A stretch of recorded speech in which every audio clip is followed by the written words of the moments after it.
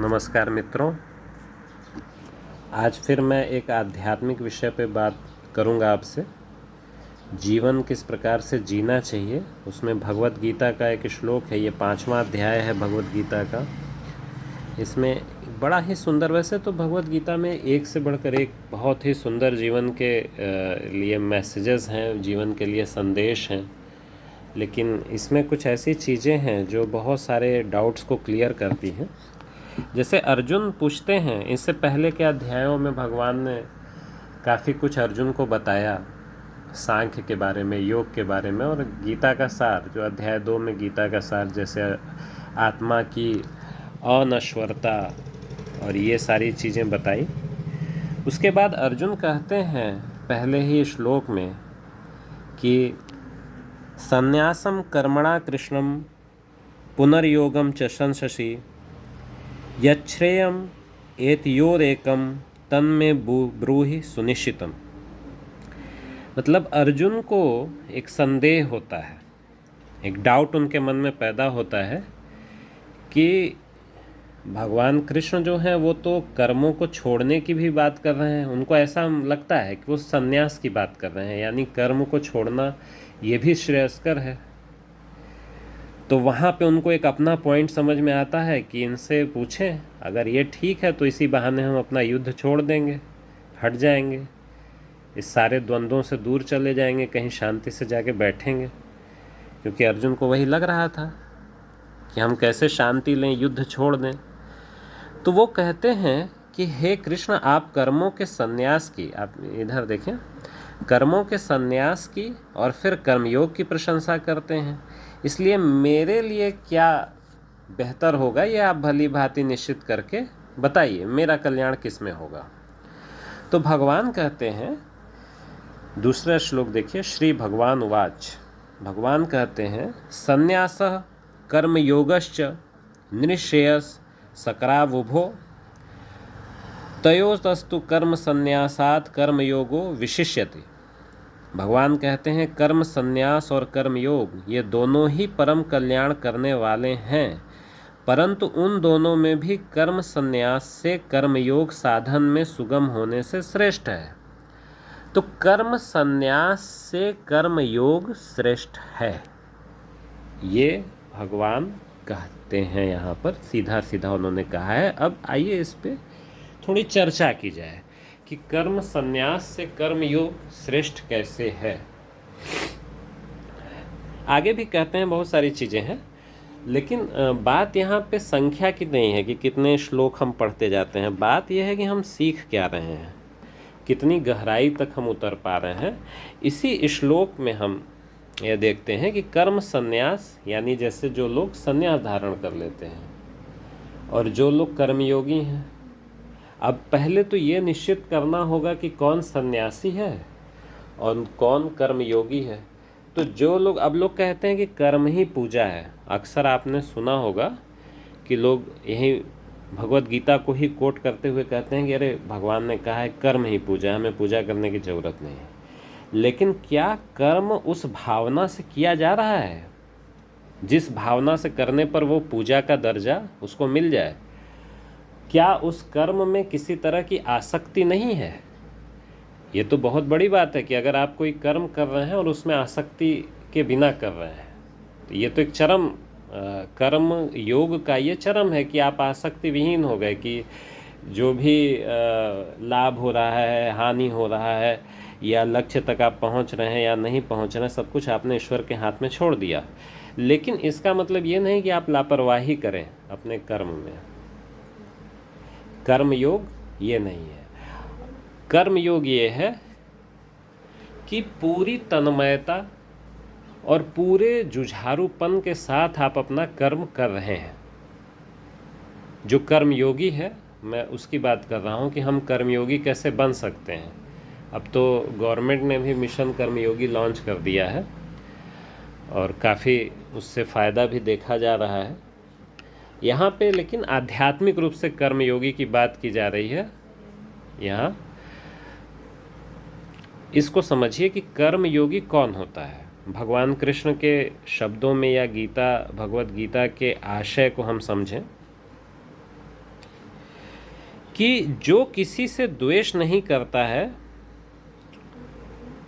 जो किसी चीज़ की आकांक्षा नहीं करता है, वो कर्मयोगी सन्यासी ही समझने योग्य है।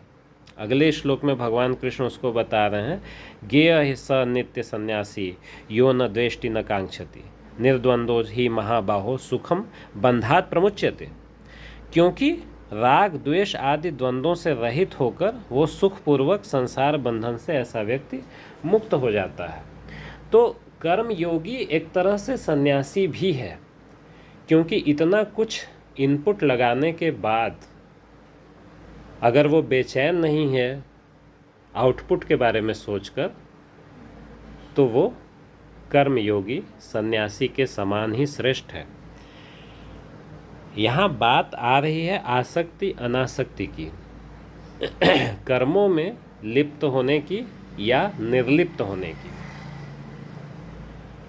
कर्मों में अगर लिप्त हम नहीं होते हैं, जैसे मान लीजिए कोई विद्यार्थी है, वो कोई परीक्षा दे रहा है, अब वो कर्मयोगी अगर है तो वो सब कुछ उस परीक्षा के सिलेबस के अनुसार वो सारी उन किताबों का अध्ययन करेगा, उस तरह का स्टडी मटेरियल जुटाएगा और अपनी शैली को विकसित करेगा।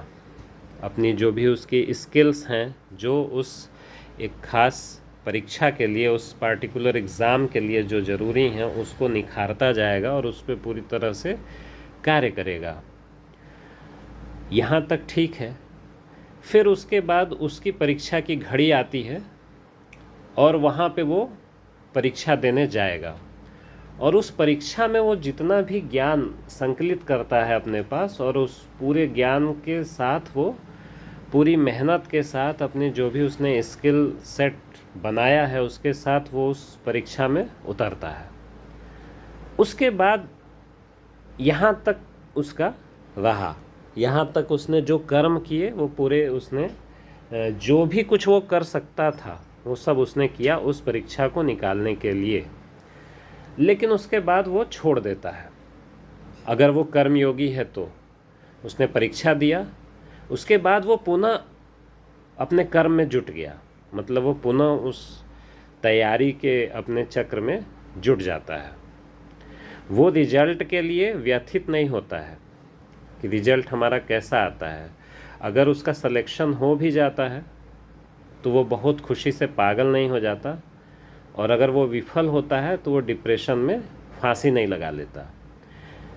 दुख और सुख थोड़ा बहुत अनुभूति तो होगी, ज़रूर होगी। अगर जो आप डिज़ायर्ड चीज़ है जो आपके लिए, वो आप जो आपका लक्ष्य है वहाँ तक आप पहुँचते हैं तो आपको थोड़ी खुशी होगी, और अगर नहीं पहुँच पाते हैं तो थोड़ा दुख होगा। लेकिन ये जो थोड़ी खुशी, एक थोड़ा दुख है, उसको भी जो एक कर्मयोगी है वो उसको भी मिनिमाइज़ कर देता है। मतलब वहाँ पे उसको बस एक संतुष्टि की भावना होती है कि लक्ष्य तक वो पहुँचा तो वो संतुष्ट है, और लक्ष्य तक नहीं पहुँचा तो उसको लगता है कि प्रयास में कहीं कमी रह गई या कोई ऐसी परिस्थिति पैदा हो गई जिसने लक्ष्य में पहुँचने से रोक दिया। उस चीज़ को वो अपने अस्तित्व से नहीं जोड़ेगा। किसी भी एक कार्य में सफलता या असफलता को वो अपने लक्ष्य से कर्मयोगी जो होगा वो नहीं जोड़ेगा। और किसी और का अगर निकल जाता है वही एग्ज़ाम, जब ये तीसरा श्लोक जो मैंने अभी बताया, कि ऐसे व्यक्ति से वो द्वेष भी नहीं करेगा कि मैंने तो इतनी मेहनत की, मेरा नहीं निकला, किसी दूसरे अमुक व्यक्ति का निकल गया, और फिर वो उस चीज़ के लिए तरसेगा भी नहीं, मतलब आकांक्षा भी नहीं करेगा कि अरे काश मेरा होता, काश मेरे पास ये होता, काश मेरे पास ये ओहदा होता, इतना पैसा होता, या जो भी जीवन में जो भी डिज़ायर्ड चीज़ें हैं उनके लेकर वो आकांक्षा भी नहीं करेगा। तो ऐसा व्यक्ति राग द्वेष आदि द्वंद्वों से मुक्त होकर सुखपूर्वक संसार बंधन से मुक्त होता है। फिर वो वहाँ तक पहुँचता है जहाँ जीवन का उद्देश्य है जाने का। तो यही कर्म योग है। तो श्री कृष्ण कहते हैं कि संन्यास लेने से अच्छा है तुम कर्मयोगी बनो। अब देखिए, गृहस्थी भी अपने आप में एक बहुत बड़ा तप है। लोग सोचते हैं कि जो बिल्कुल गृहस्थी छोड़कर जो लोग सन्यासी हो जाते हैं वो ज़्यादा अच्छा है, एक धारणा है। उनका सम्मान तो करना चाहिए, लेकिन जो गृहस्थी में रह के अगर कोई कर्मयोगी बना हुआ है या अपना कर्म करने का पूरा प्रयास कर रहा है, उस तरह से आसक्ति से रहित होकर, लिप्त न होते हुए, पूरी निष्ठा और ईमानदारी के साथ कर्तव्य पालन कर रहा है, तो ऐसा जीवन भी बुरा नहीं है। ये भी सन्यास से, मतलब भगवान कृष्ण तो कहते हैं कि वो सन्यासी से अच्छा है, कर्मयोगी जो है वो सन्यासी से अच्छा है, क्योंकि कृष्ण जी समझ रहे थे। अर्जुन, देखिए भगवत गीता जिस कॉन्टेक्स्ट में है, इस चीज़ को कभी भूलना नहीं चाहिए। यहाँ कृष्ण जी अर्जुन को इसलिए नहीं उपदेश दे रहे थे कि सारा ज्ञान जाके पाकर अर्जुन जो है तुरंत मोक्ष प्राप्त कर ले या कहीं किसी गुफा में बैठ के तपस्या करने लगे। यहाँ ये है कि अर्जुन को कर्मयोगी बनाना था। अर्जुन के मन में जो आसक्ति या जितनी भी जो प्रकृति जन्य भावनाएं हैं, तो यहाँ देखिए प्रकृति और पुरुष की मैं बात एक संक्षेप में करता हूँ। पुरुष क्या है, यहाँ तो महिला पुरुष वाला पुरुष की बात नहीं हो रही है। यहाँ पुरुष उस आत्म तत्व को कहते हैं जो ईश्वर अंश, जीव अविनाशी। तो ये जो जीव है, जो ईश्वर का अंश है और जिसका विनाश नहीं होता, सारी चीज़ें नष्ट होने पर भी वो बना रहता है, जो चेतना है, चिदानंद रूपम शिवोहम शिवोहम वाली ये जो चेतना है ना, जो शंकराचार्य जी ने उसको बाद में बहुत ही सुंदर तरीके से इलेबोरेट किया, जो हमारे वेदांतिक परंपरा से चली आई हैं। भगवत गीता में श्री कृष्ण ने उसको बहुत डिटेल में बताया और श्री शंकराचार्य ने उसको, श्री आदि शंकराचार्य यहाँ पे मैं बोलूँगा, उन्होंने उस चीज़ को फिर निर्वाण षटकम में बड़े सुंदर तरीके से कहा। तो यहाँ उसकी बात हो रही है कि उसका विनाश नहीं होता है, वो अविनाशी तत्व है, वो किसी चीज़ में लिप्त नहीं होता। तो ये जो प्रकृति है, यहाँ प्रकृति का मतलब अब वो मत समझिए कि पेड़ पौधे या पृथ्वी की जो पारिस्थितिक चीज़ें हैं, इकोसिस्टम है, उसको प्रकृति हम नहीं कह रहे हैं। यहाँ प्रकृति कह रहे हैं उन भावनाओं को जो माया के रूप में उस जीव को बद्ध कर लेती हैं। तो ईश्वर का जो अंश है वो जीव, लेकिन फिर भी परेशान रहता है, हमेशा दुखी रहता है। यही अविद्या है। इसको भगवत गीता में इसको अविद्या कहा गया, शंकराचार्य जी ने भी इसको अविद्या कहा।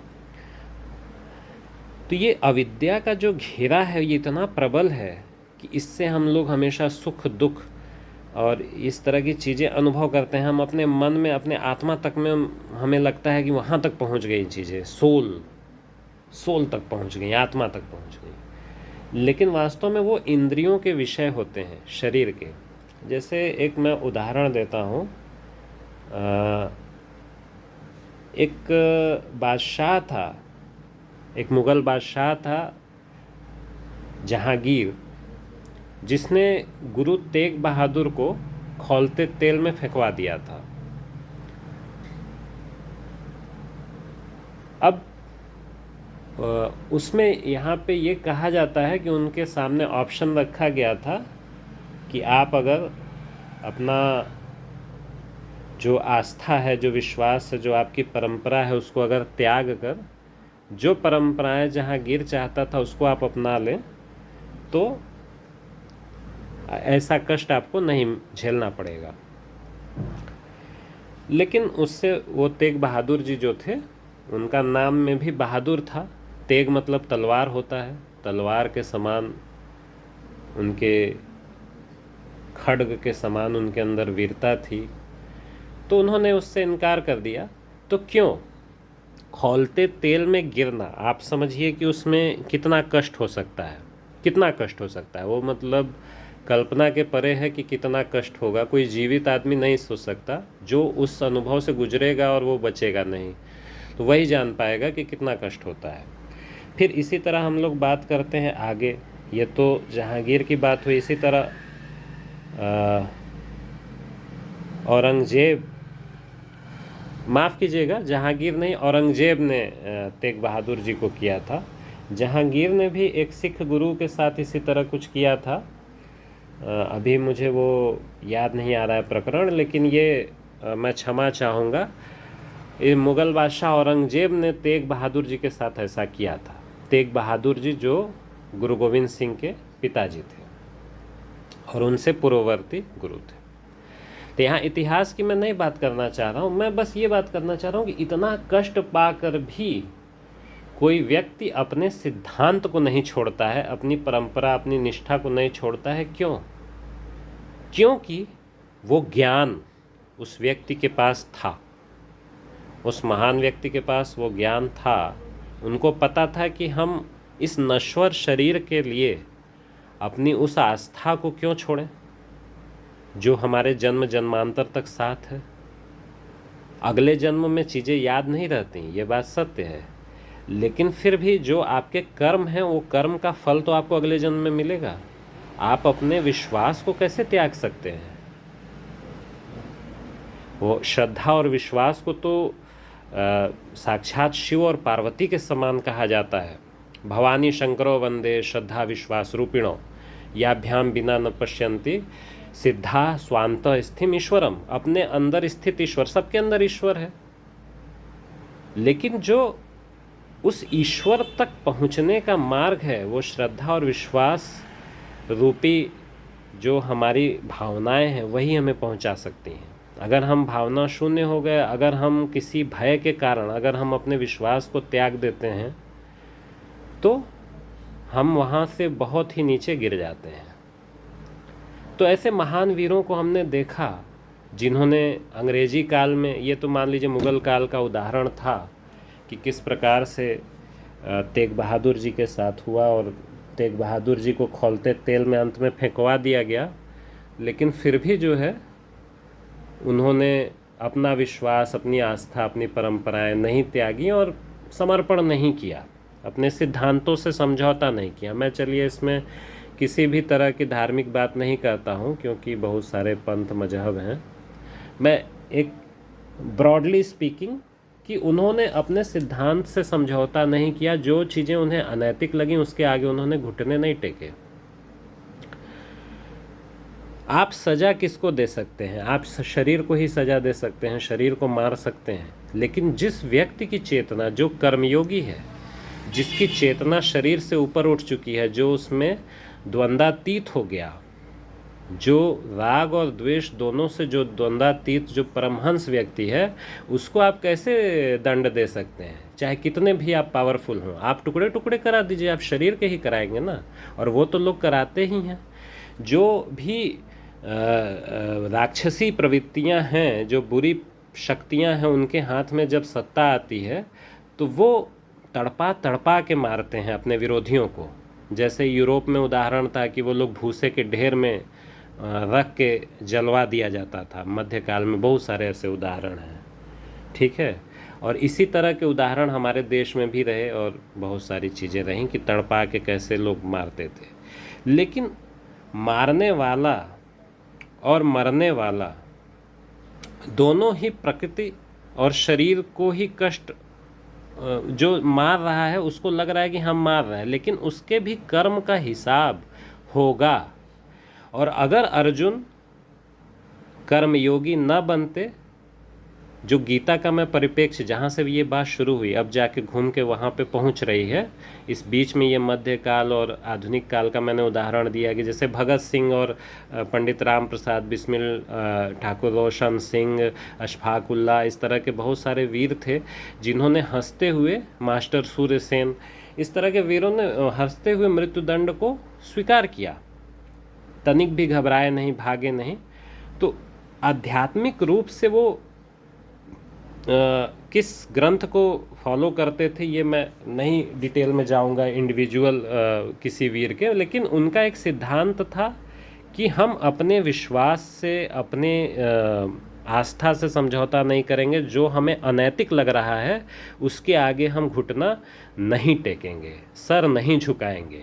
जैसे जो वीरों ने देश के लिए प्राण दिए, तो वो देश की लूट हो रही थी, मतलब जिस तरह से dogs and Indians are not allowed, उसमें भी डॉग को पहले रखा अंग्रेज़ों ने। बहुत सारे ऐसे बोर्ड थे उस समय की, तमाम फ़ोटोज़ भी इंटरनेट पे हैं, आपको मिल जाएंगी। मतलब वो लोग लिखते थे dogs and Indians are not allowed. तो आप देखिए लेवल ऑफ डिस्क्रिमिनेशन, कि कुत्ते को पहले रख रहा है, उसके बाद भारतीय को कह रहा है इंडियन। तो खैर, तो जो सांसारिक तत्व हैं, आध्यात्मिक होने का ये मतलब नहीं होता है कि बिल्कुल सांसारिक तत्वों से आप अपने को परे कर लें। जैसे अर्जुन सोच रहे थे कि अरे छोड़ो, ठीक है, जो बहुत कुछ हुआ हुआ, अब हम क्या है सब किचकिच में पड़ें, युद्ध उद्ध करना पड़ेगा, जो गुरु सिखाए अब गुरु को मारें, जो हमारे पितामह थे हमको बचपन में खिलाए उनको मारें, ऐसा सब ठीक नहीं है, तो हमसे ना हो पाएगा। ऐसा करके अर्जुन बैठ रहे थे। लेकिन श्री कृष्ण ने उनको यही बोला कि संन्यास से कर्म संन्यास से माने कर्मों के त्याग से बेहतर है कर्मयोगी बनना। क्योंकि जो बाल बुद्धि के लोग हैं वही सोचते हैं कि ज्ञान का रास्ता और कर्म का रास्ता अलग है। देखिए आगे भगवान कहते हैं, देखिए, संन्यास और कर्मयोग को मूर्ख लोग ही पृथक पृथक फल देने वाला कहते हैं, न कि पंडित जन यानी विद्वान लोग। माने विद्वान लोगों को ये पता है कि कर्मयोग से वही मिलेगा, वही ज्ञान से मिलेगा। और उसी तरह से ज्ञान योगियों द्वारा जो परमधाम प्राप्त किया जाता है, कर्म योगियों द्वारा भी वही प्राप्त किया जाता है। इसलिए एकम सांख्यम च योगम च यह पश्यति स पश्यति, सांख्य को और योग को, यहाँ योग का मतलब आसन प्राणायाम नहीं है, यहाँ योग का मतलब कर्म योग है, और सांख्य का मतलब ज्ञान है। तो जो ज्ञान योग और कर्म योग को एक ही समान देखता है कि उसका अंतिम परिणाम एक ही होगा, वही सही देखता है। यह पश्यति स पश्यति। तो जो कर्मयोगी है वो ज्ञान योगी से भी श्रेष्ठ है। तो कर्मयोगी बनिए। अर्जुन को इसीलिए भगवान कृष्ण ने कर्मयोगी बनने का उपदेश दिया। और जो गीता के रूप में ये उपदेश अमर है, वो इतने सारे जो हिस्टोरिकल एग्जाम्पल्स हैं, इतने सारे जो इंस्टेंसेस हैं, जैसे कि जो जहांगीर का मैंने जिक्र किया था, उन्होंने, जहांगीर ने गुरु अर्जुन देव के साथ ऐसा किया था, और गुरु तेग बहादुर जी के साथ औरंगजेब ने ऐसा किया था। क्यों किया था इसमें विस्तार में न जाके मैं बस इतना कहूँगा कि जो किया था वो अच्छा तो नहीं किया था। किसी को भी तड़पा के मारने का अधिकार किसी को नहीं है, सिर्फ इसलिए कि वो आपके कहे अनुसार नहीं चल रहा है। आपका कोई अगर कोई नुकसान नहीं कर रहा है तो आप किसी को तड़पा के कैसे मार सकते हैं। और अगर कोई किसी को इस तरह से तड़पा के मारता है तो उसके भी कर्मफल का हिसाब तो होगा ही ना, क्योंकि ये प्रकृति है। प्रकृति, आप पाप कर रहे हैं लेकिन हो आपके शरीर से रहा है, ठीक है, वो प्रकृतिजन्य भावनाएं हैं, काम, क्रोध, लोभ, मोह, जो भी इस तरह की चीज़ें हैं, लेकिन वहाँ पे आपकी आत्मा तो नहीं, लेकिन आपकी चेतना तो इन्वॉल्व हो गई ना। मतलब आपका मन, बुद्धि, तो ये सब तो इन्वॉल्व हो गया। तो अगले जन्म में तो फिर वो, या जैसे भी ईश्वर का जो विधान है, स्टिक एंड कैरेट, तो वो ईश्वर देते हैं। ये चीज़ में विश्वास रखना चाहिए और आसक्तिहीन होकर कर्म करिए। अगर आप किसी चीज़ को अनैतिक समझते हैं, और केवल समझना नहीं है, उसके पीछे पूरी एक थॉट प्रोसेस होनी चाहिए कि कोई चीज़ अनैतिक है तो क्यों है। जैसे अंग्रेज लूट रहे थे देश को, तो क्या हाथ पे हाथ धरे रह के बैठ जाना चाहिए था, या चीज़ों को छोड़ के कहीं सन्यासी बन के बैठ जाना चाहिए था, वो बेहतर था, या उनसे लड़ना बेहतर था। और हमारे यहाँ तो सन्यासियों तक ने युद्ध किया अंग्रेज़ों से। आप आनंद मठ में जिक्र पढ़ सकते हैं, एक बहुत बड़ा सन्यासी विद्रोह हुआ था। वो कोई काल्पनिक बात नहीं है, ये उस समय की बात है जब बंगाल का प्रांत क्लाइव ने जीता, और उसके बाद जो लूट मार अंग्रेज़ों ने मचाई और एक बहुत बड़ा अकाल पड़ा। 1770 के दशक के बाद की बात है। तो सन्यासियों ने खुद युद्ध किया, मारे भी गए, बहुत संख्या में मारे गए। आउटपुट की उन्होंने परिणाम की चिंता नहीं की, लेकिन अनैतिक चीज़ों के आगे झुके नहीं। इसी तरह 1857 में बहुत सारे वीर योद्धाओं ने बलिदान दिया। तो एक बार तो लगा था कि अंग्रेज़ों के पांव उखड़ ही जाएंगे। खैर वो इतिहास की चीज़ हो जाएगी कि क्यों नहीं उखड़े और क्या हुआ, बहुत सारी चीज़ें हैं। अपने यहाँ ही लोग विश्वासघात करते रहते हैं, बहुत सारे ऐसे लोग भी हैं। उनकी क्या गति होती होगी, हम तो यही सोचते हैं। उनकी तो जो विश्वासघाती लोग हैं, जो द्रोह करते हैं अपने ही लोगों के साथ, उनकी तो और बहुत बुरी दशा होती होगी। अब ये तो ईश्वर का विधान है, ईश्वर ही जाने की चीज़ें कैसे चलती हैं। हम लोग तो मनुष्य हैं, हम लोग तो इतना भी नहीं जानते कि मंगल ग्रह पे कुछ करोड़ साल पहले एक पूरा फलता फूलता इकोसिस्टम था, पानी बहता था। अभी नासा ने पता लगाया, वहाँ नदियाँ बहती थीं, वहाँ समुद्र था, और पानी गया कहाँ तब? मतलब पानी तो बहता था, क्योंकि वहाँ पे उस तरह की जो रनिंग वाटर के जो लैंडस्केप हैं वो मिले हैं। तो हम लोग तो कुछ नहीं जानते।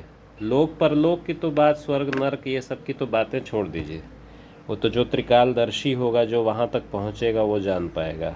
लेकिन हम लोग इतना तो जान सकते हैं कि जो प्रमाण के रूप में जो ये प्रामाणिक ग्रंथ हैं, श्रद्धावान लभते ज्ञानम। तो अगर आपके पास श्रद्धा है इन ग्रंथों, खासकर भगवत गीता की हम बात करें, तो इसमें अगर श्रद्धा आपके अंदर है तो आपको ज्ञान मिलेगा।